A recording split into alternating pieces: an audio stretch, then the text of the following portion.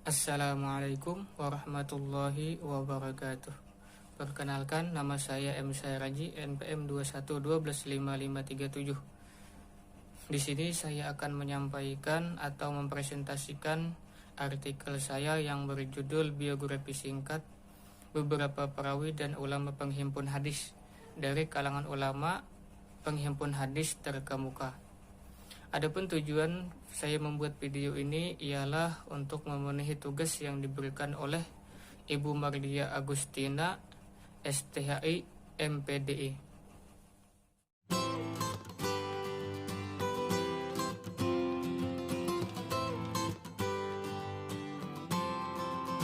Baiklah, yang pertama ialah Imam Al-Bukhari.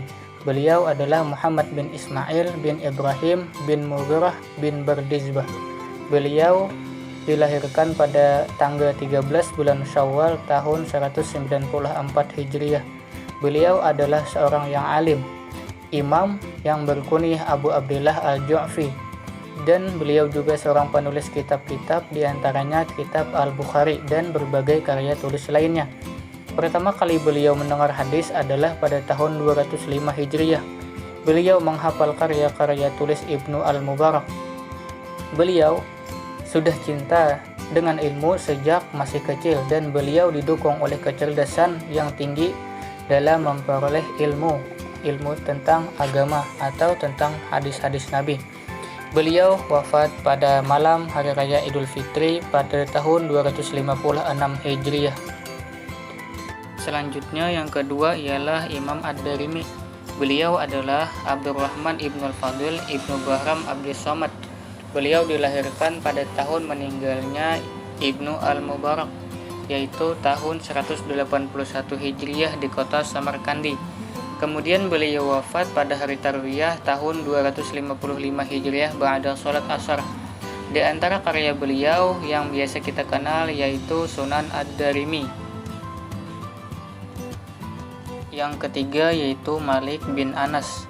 Beliau adalah Malik ibnu Anas ibnu Malik ibnu Abi Amir atau Abu Abdullah Al-Madani. Beliau dilahirkan di kota Madinah pada tahun yang masih diperselisihkan.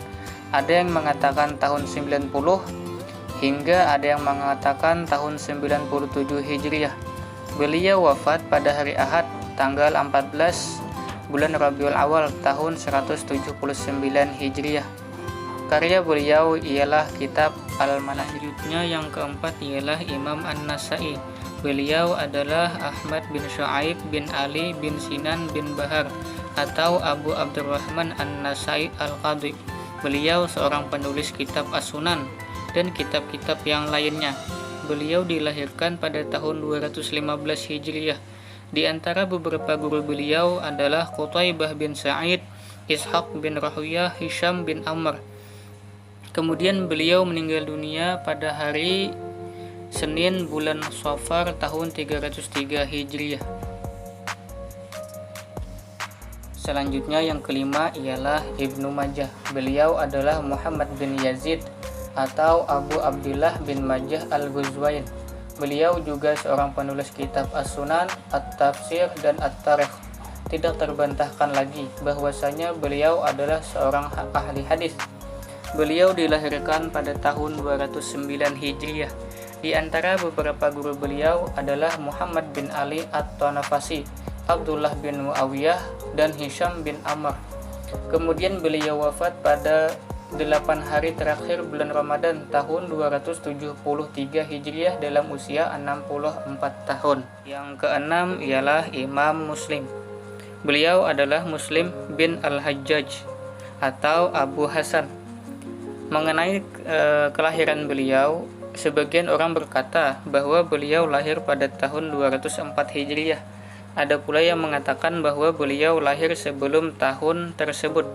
Namun di sini saya mengambil pendapat bahwa Imam Muslim lahir tahun 206 Hijriah karena melihat dari tahun meninggalnya beliau yaitu pada bulan Rajab tahun 261 Hijriah dan usia beliau 55 tahun, yang apabila dikurang dengan tahun meninggal beliau maka tahun lahir beliau adalah 206 Hijriah. Di antara dari beberapa karya beliau ialah kitab Sahih Muslim.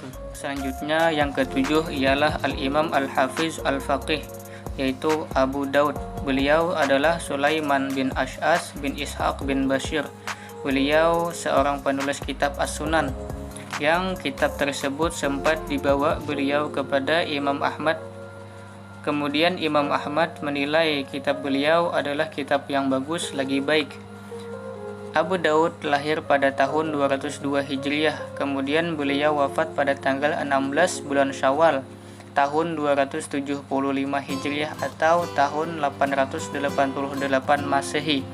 Kemudian beliau dimakamkan di samping makam Sufyan As-Tsauri. Selanjutnya yang kedelapan ialah Imam At-Tirmidzi.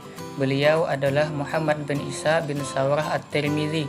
Beliau dilahirkan setelah tahun 200 di desa Buj. Ada pula yang mengatakan beliau lahir tahun 209 Hijriah. Sejak muda beliau mencari ilmu dan melakukan perjalanan antara lain ke Irak, Hijaz, dan Khurasan. Beliau juga seorang penulis kitab Al-Jami', yaitu kitab Sunan At-Tirmidzi. Beliau mulai mempelajari ilmu hadis dari Abu Abdullah Al-Bukhari.